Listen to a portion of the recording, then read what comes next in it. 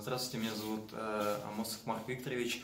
Я являюсь жителем данного дома По Ленина 34. Да, проживаю здесь уже около 5-6 лет.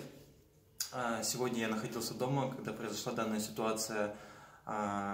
Сейчас, получается, когда я находился дома, произошло данное событие, естественно, началось... Какой-то шум был?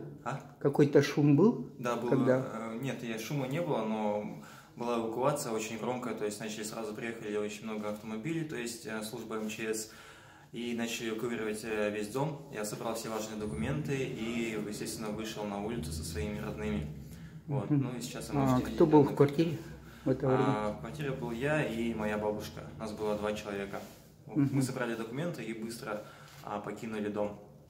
Вот. Ясно. Ну, следовали инструкциям, да? То есть? Да, конечно, следовали инструкциям служб.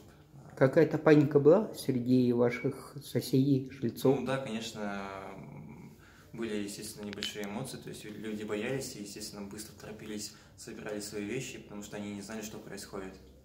Вот. Вот это что-то предвещало, что вот это происшествие может произойти? Нет, на самом деле было все вроде нормально, то есть все хорошо. Подъезд, в принципе, он всегда был такой не очень хорошем состоянии, то есть дом... Сырость какая-то, видимо, да? Да, сырость, конечно, то есть по подъезду и так видно, то, что он не в самом лучшем состоянии, вот, и дом вообще нуждается, естественно, в ремонте.